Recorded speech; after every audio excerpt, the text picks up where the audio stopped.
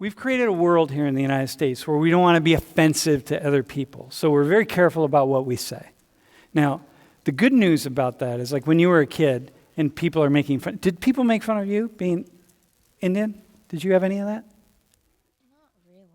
No? No, not really. Yeah? Did people talk about like...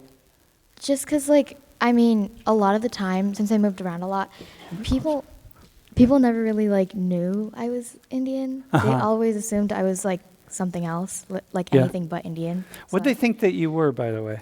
They thought I was Hispanic. Hispanic? Yeah. Yeah, it's interesting. I know when I saw you, I thought Hispanic, but then I saw your nose, the lower part of your nose, and I'm like, nah, she's Indian. Wait, can you see her? Wait, can we do that? Can we show them your nose? No, hang on. Wait, don't do it yet. Is that all right? I mean, it's just it's just nose. No, wait, hang on. What do you think about that? Hang on, I'm going to stand in front of her. I don't know. It's just your skin, your nose, your hair. It's my nose. Hang on. Move down. Look at my nose first, all right? So we're not going to white center. Okay. So see my nose? Can you go in a little further? I have actually kind of a pretty small nose, and if I turn to the right, you see, I broke my nose when I was in high school playing football, by the way, and so I have this little flat area right here. I can like I can balance things on, but you, the low part of your nose right here, the nostrils. Mm-hmm. That's what for me. I said, no, okay, hang on. I think you're Indian, right, or South Asian, mm-hmm. right? Yeah. Okay. But listen, this is what I mean about it's just it's natural, right? So you're already up here kind of whatever. But this is what I want to do in this class is naturalize all of this stuff because it's a problem when we don't allow ourselves to have these open conversations. This comes from a conversation I had just 2 weeks ago. I was at the hospital getting some blood drawn, and I asked the phlebotomist, how difficult is it to get blood to see a vein in someone who's really has dark pigmentation versus someone who's lighter skin, like me, because she found she put the clamp on and she found my vein pretty quickly. And she said, yeah, it can be really difficult sometimes. And I said, oh, all right. Well, what'd you learn about that? Did they talk about it? And she said, no. I said, well, did you have black people in your class? She said, yeah, there was like one black person. I said, did she have really dark skin? And she said, yeah, she had pretty dark skin. I said, well, did your instructor talk about it? And she said, no. I said, well, where did you learn how the tricks, right, to get blood from people with really darkly pigmented skin? And she said, I just kind of learned it on my own. And I was like, oh my God, I feel bad for all those dark-skinned people. Like she's poking at them constantly till she learns how to get blood from them, right? And so I'm like, this is the fear of offending people. Right? This is part of the problem. Like we're not gonna, we can talk about this, like because you might offend. So you're gonna just pretend. What I was struck by was how this woman, they had someone in class. They could have said, hey, like Moose, like I just did for all of you, like, hey Moose, can we just do this because we're learning here, right? Or if we were doing this class in Nigeria. And we had one white person in the class, and we'd be like, hey, man, so if you're taking blood from a white person, like, here it is. And again, so no one misunderstands. It's not impossible, but certain skin, you're going to have to work with some tricks. You got that? Moose, what do you think, man? As a dark-skinned dude who, you're going to help protect so many people from getting poked needlessly, but what do you think about what I'm saying? I think it's necessary. What's necessary? Just not white centering. Making sure that people know how to do things for different people. Yeah, thinking outside the box. But here's what happens if in the class, dude, thanks. I think it's necessary, but I don't know. In that class, there's one single black person, and let's say there's 15 white people or white and brown people, right? And the instructor says to the one black person, like who's has your skin complexion, it's like, hey, we need to talk about getting, drawing blood from someone with really, really dark skin. Okay. Now imagine I say that, and here are these people, there's a whole row of people, and it's like, yeah, I'm going to give you a lesson about that. And I'm afraid to turn to Moose and say, hey, Moose, can you like come up here? Can we just show people? You know what I mean? Because I don't want to single him out, because he might feel really self-conscious, like with your nose that I just did, okay? But that was a little different. I don't want to single him out, and God forbid I single him out, and he complains that I singled him out in class, when in fact, the way I just described all this, it's so perfectly reasonable and makes so much sense, and I already explained skin. So there's none of these three people have better skin than anybody else. Okay, so I've already explained all that. And if we were singling Nico out, it'd be fine, because we live in a world where it's okay to make fun of white people and single white people out. And white people are starting to resist that. But mostly it's just easier to do that because, yeah, whatever. You just do. But it's a challenge.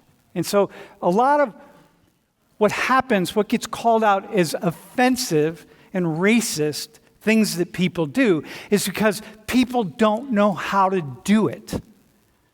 Right? They don't. So if I were doing this phlebotomy, if I were teaching that phlebotomy class, we'd be having this really open conversation.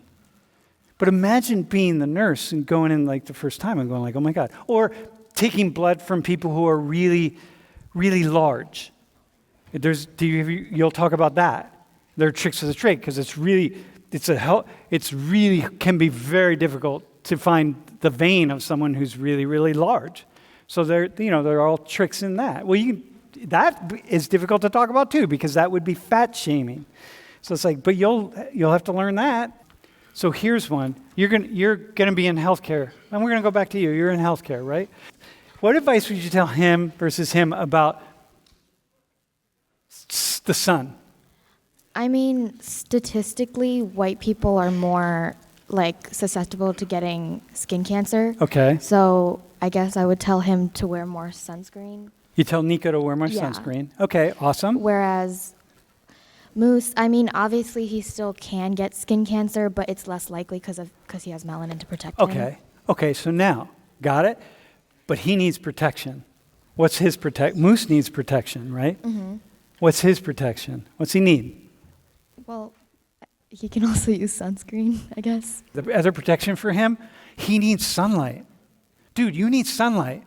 When you're in state college like this and there's a sunny day, take your hoodie off, pull your sleeves up, get as much sun as you can. Or you need to be taking vitamin D and calcium and folic acid supplements. But you need sunlight. You need more sunlight than Kalpita does or than Nico does.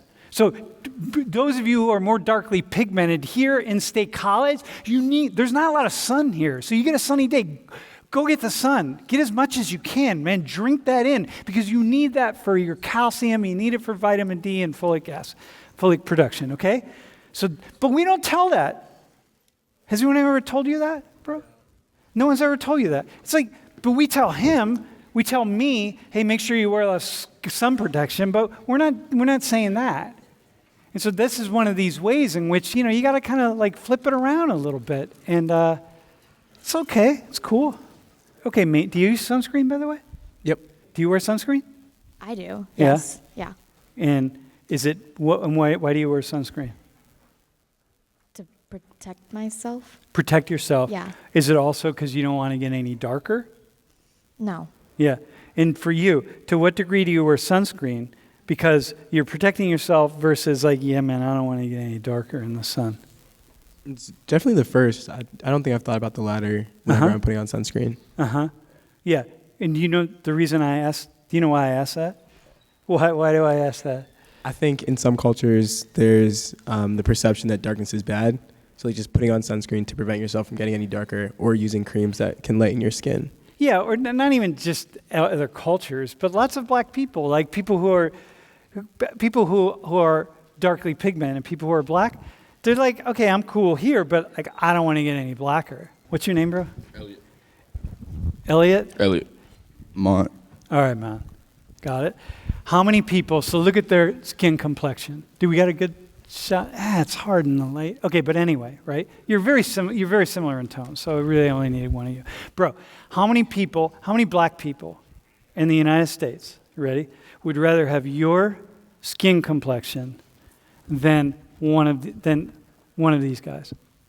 They look at you and be like, I want to be really dark like Moose, versus like, yeah, I want to be kind of like Mocha, like these guys.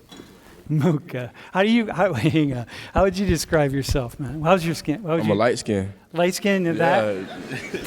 Caramel. Caramel. Yeah, you're definitely caramel, man. You're not caramel, dude? You don't want to be caramel? Nah. Dude, all right, caramel. Okay, caramel and light. I think more people would want to be caramel or light skin. What's behind that? What do you think? I think it's just the undertones and like what having different skin tones mean for you, like in terms of are people going to make fun of you? Are you as close to white as you can possibly be? And being closer to white means what? I think we have the perception that being closer to white is better. Is better. Yeah. Or like being lighter is kind of like the beauty standard. You see, what I'm doing is I'm normalizing conversations that we really need to be having, but we're not having, to the degree to which even like in a nursing program, we're not doing that. But it's similar with photography. It's like if you take if you're serious about photographs, and I'm like, photography is about light, and like, dude, it's all about light. And so what's going to happen is if I I got to learn how to take photographs of white people, to darkly pigmented people and brown people, right? You learn that. And if I'm taking a photo of all three of those, the lights, it's all about light and dark. And so the light's going to bounce off her skin differently than his skin, differently than his skin. So if like I'm a photographer, that's like the kind of stuff you learn. You don't just take photos.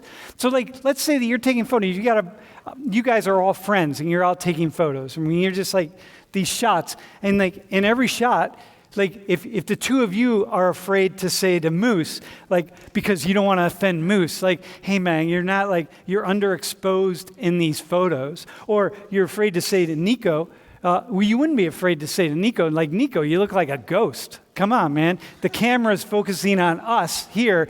You're the white guy out. You look like a ghost. But you would never say to him, like, oh, dude, you look like we can't even see you. You're totally underexposed. Because we tend to be afraid of offending. It's like, don't be afraid. Come on, talk about this. It's okay, right? It's what it is.